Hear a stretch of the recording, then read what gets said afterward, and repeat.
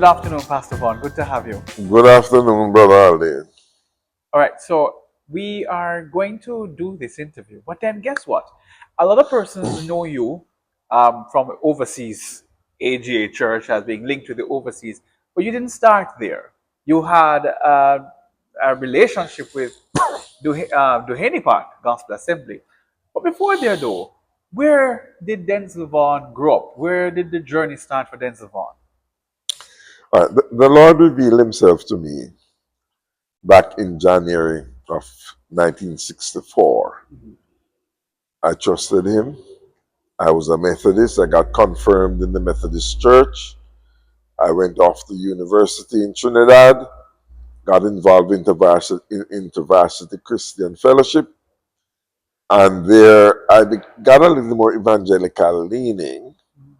And so I discussed with the then staff worker, who incidentally is a graduate from Jamaica Theological Seminary, and asked him if he knew of an evangelical church close to Patrick City, where my parents had moved to.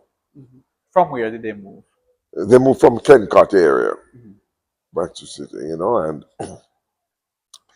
and he informed me that he didn't know of any, but he knew of a man who went to seminary with him, who's working somewhere in Duane Park, very vague. Mhm.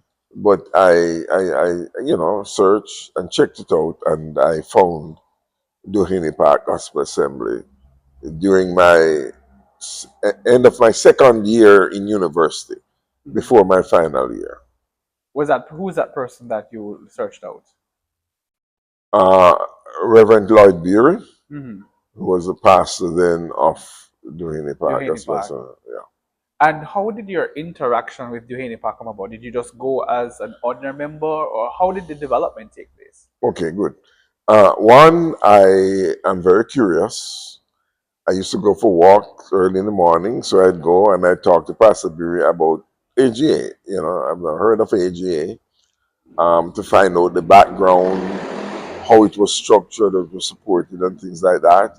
I got attached to the youth group, because they were young people my age.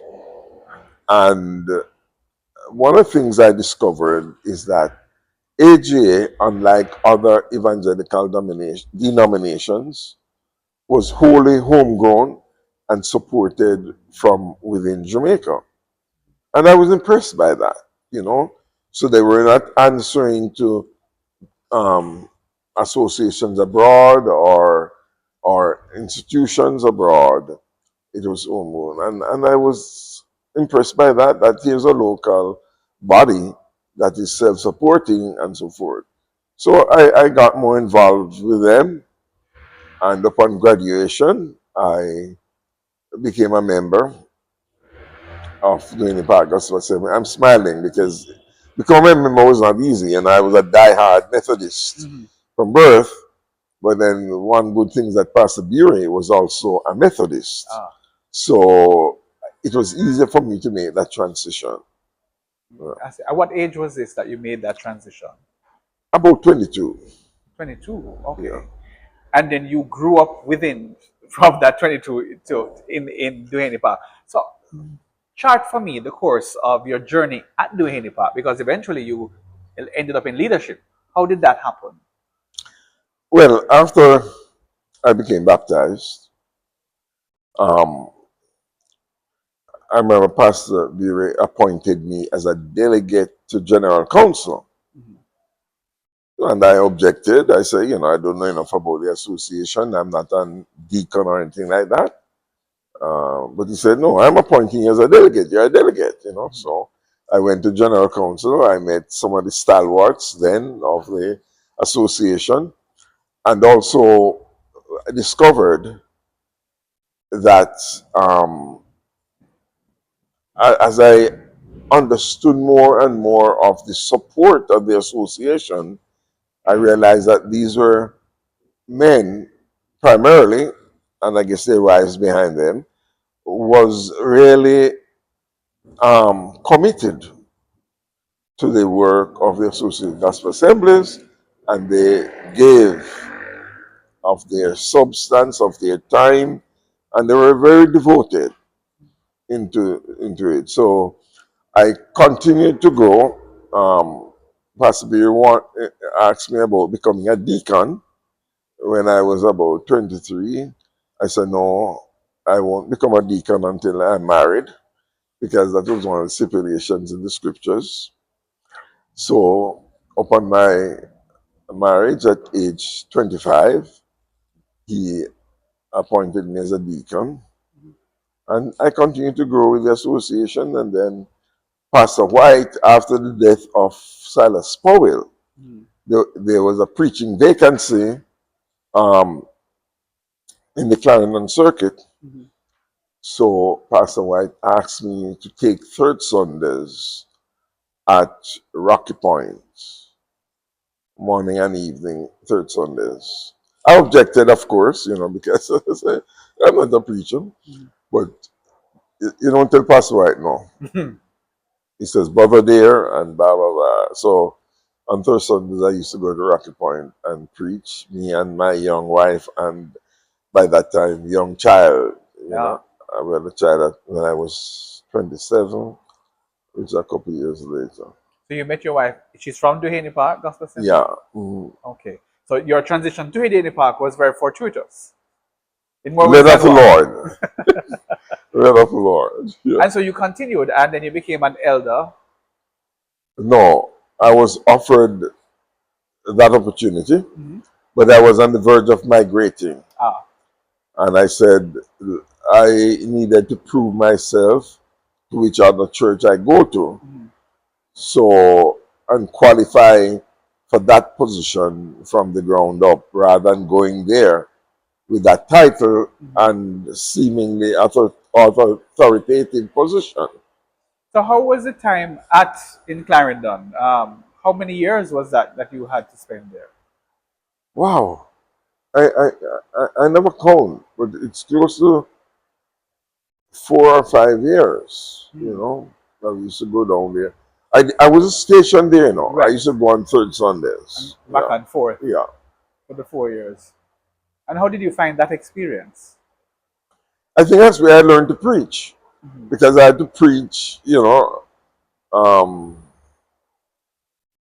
under all circumstances. Sometimes I go there and there were 3 people in the church. Really? Sometimes there were 6 at the beginning. They were in an old refugee building, and the new church took forever to be built. So But I it's a, trusted the Lord. He taught me to trust the Lord even more. Mhm. And hit the mosquitoes away while I'm preaching. Now, then the transition now to overseas, the opportunity to migrate came. At what point was that during the course of your sojourn? Um, it was about my 5th year of marriage. By the time we had 2 boys and a girl on the way. We didn't know it was a girl then, but a baby on the way. And it became, my wife had a permanent residence visa, so she had to go up every year, and it was becoming increasingly more difficult for her to go up every year. Plus, our second son received a visa upon entering the United States just after I was born. So we did some calculations, and we said it might become difficult at some time for her to make this trip.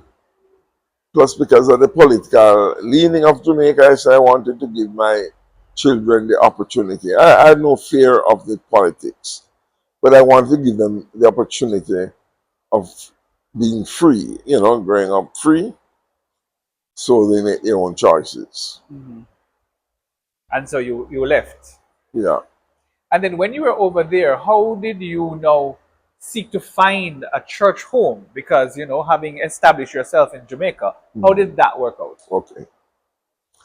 How that worked out is, again, the Lord led. Pastor Beer had migrated about right just after we got married.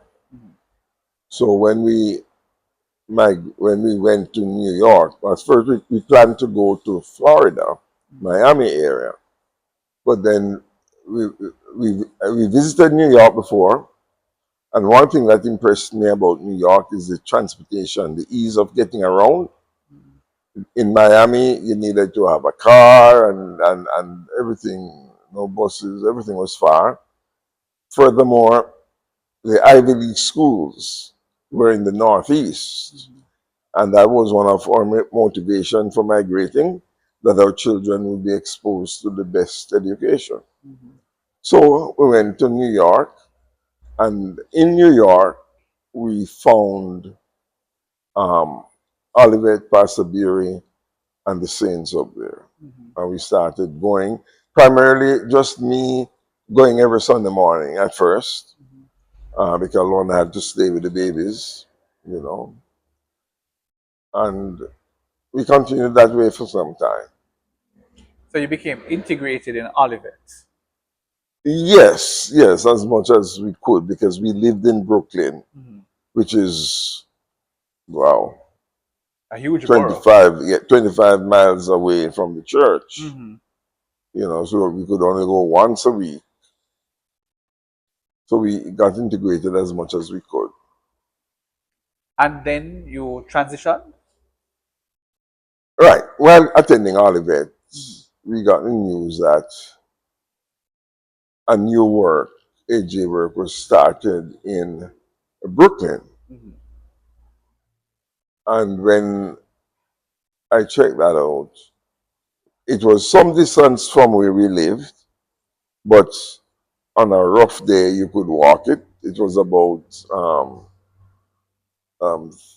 34, it was about 45 blocks, if you like walking. And so we checked it out. And what it did for us, um, it gave us the opportunity to serve more than just one day a week. What was frustrating about all of it, we could only go on a Sunday morning and that's it because of the distance and traveling. So with faith, we could go to Bible study, to um, prayer meeting, Sunday morning, evening, and Sunday evening services. And we could get involved, to the youth fellowship on Friday. We could do a lot of things at Faith because it was much closer to where we lived. And so we did that. And then you grew with faith, and faith grew with you. and We could put now it that way. you are here. Chart for us. Many persons don't know the journey that you took with faith and the history of faith. So just tell us a little bit more about that journey. Okay. I went to Faith when they had just transitioned from a living room to a rented shop front, so to speak. There were a lot of hazards there, And when it rained, it used to wet the place up, a lot of work. But the brethren loved each other and they worked together and gave, and so we existed there for a while. And then we got news. By that time, I was made a deacon, and then we decided to search for somewhere else, and we got news about a property being sold. So we borrowed and saved up every little penny we could get, and we paid down on it. That was on Farragut Road, and so the church moved there after we purchased that building. We had a mortgage, but we were happy this was our own, and we had a pastor, Pastor Basil Chen, who used to be a pastor here. He pastored over there, and I knew him from Jamaica. So, transition was a little smoother for me personally. And then your ascension into the ranks of leadership there. Okay, shortly after we purchased this building, Pastor Chen died, unfortunately. And we are all deacons in leadership. I was a secretary of the church, and we had other deacons there, and we began to search for a pastor.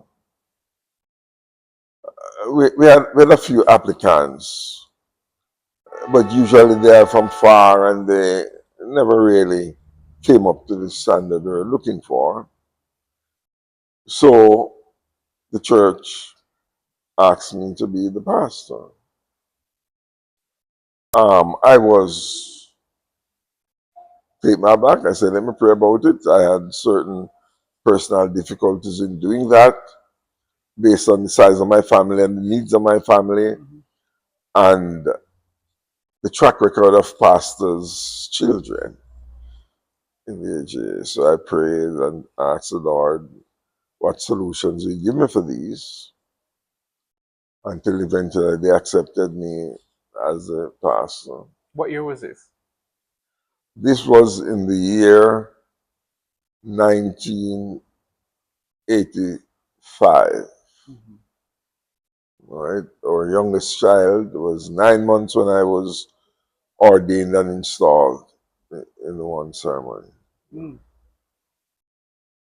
And then but you were still working in the secular world, as it were. Yeah, I had to You were work in the there, financial sector. financial So how services. did you balance the two and the three? Because the family is not easy to Right, balance. right. Um, God favored me in that each time I took on another job at church, He gave me another promotion at work. Mm. So by the time I became the pastor, I was like a sales manager. I was also required to recruit and to train. Eventually, I became a managing director, and it didn't require as much going out into the field. I could do most of my work from a desk with a staff. Mm. So that allowed me some more time to do the work of the church. Mhm. At what point in time you said, all right, I'm going to just full-time ministry? What happened? Okay. What happened is that we purchased another property because we had sort of outgrown the one at Farragut. So we sought the Lord and getting a new property. And the Lord blessed us marvelously, gave us the property we are currently at. And it required a lot more work, just work. Um, and it needed more of my time. It, the company I was with was also going through some right sizing and so forth. So I said, this would be the opportunity. I went to the board and tell them, offer me a salary, That's the whatever. church board. Yeah, Mhm. whatever they offer me, I would take it. So after a year, the church board didn't offer me any salary. So I trusted the Lord and I left um, until the Lord, as long as He provides for me, that's it. So you left the financial services Live and finance just service and started work on the full church time. full time. Yeah. How do you balance that with your family? I mean, it was relatively young and a new environment. Yes. One thing is that my family really were cooperative. I don't think I could have lasted this long had they not been. My wife, Lorna, has always been a Sunday school teacher since I met her. She started teaching Sunday school at 17, Mm. really young, yeah. And she continued. She has a passion for children and for Sunday school. So while I was working, she was teaching Sunday school. While I was doing church work, she was teaching Sunday school. And then our children followed after us and came up through the Sunday school and the youth fellowship in church. And they never really gave us much trouble. Mhm. And right now, our two daughters are serving the church. one as a um, pianist organist, and the other as a Sunday school superintendent. And one of her sons is serving elsewhere, Mhm. and we have one son who had returned to Jamaica to live here because he preferred to live in Jamaica. Mhm. Yeah. What was the influence of the Stalwarts? Because you spoke about, having the Stalwarts there Yeah. at General Council and seeing them and interacting with them. What influence did they have, and what input did they have in your life?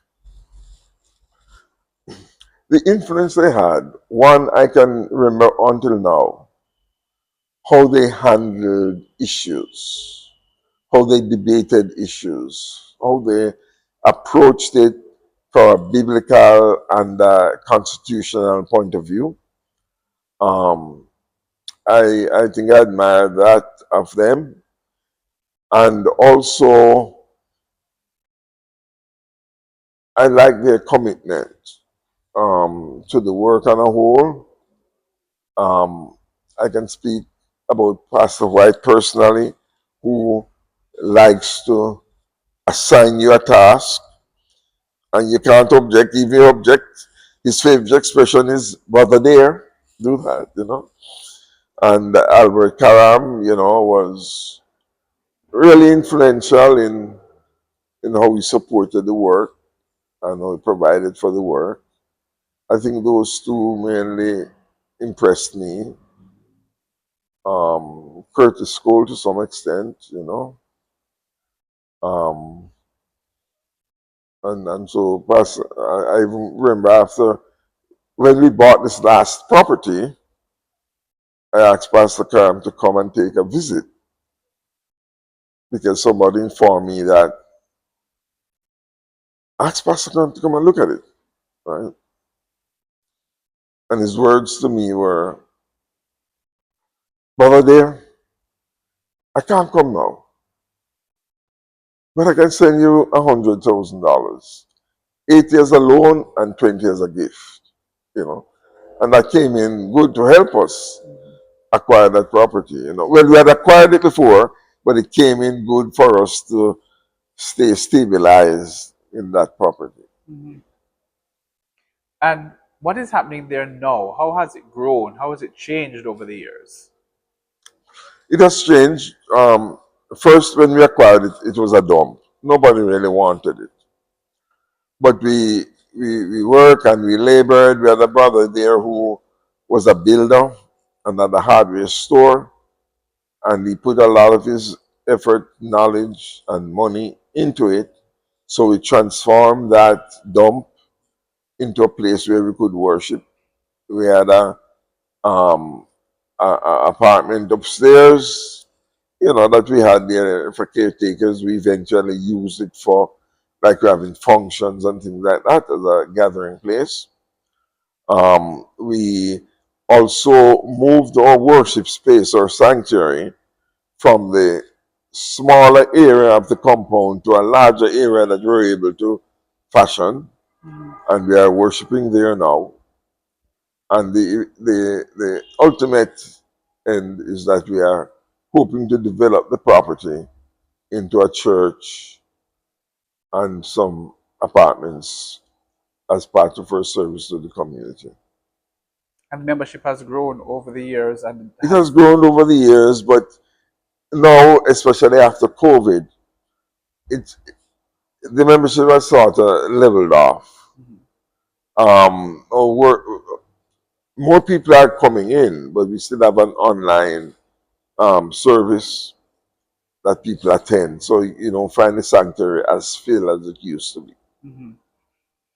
What is your hope and dream? Comparing where you're coming from, having interacted with the then, and you're now in this now. What is your hope for the AGA going forward? My hope for the AJ is that AJ would continue to grow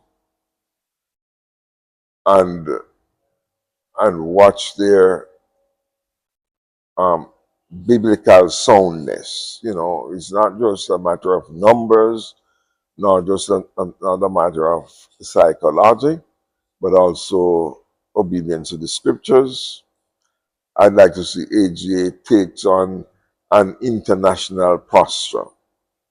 Right now, AGA sees themselves as a local Jamaica institution.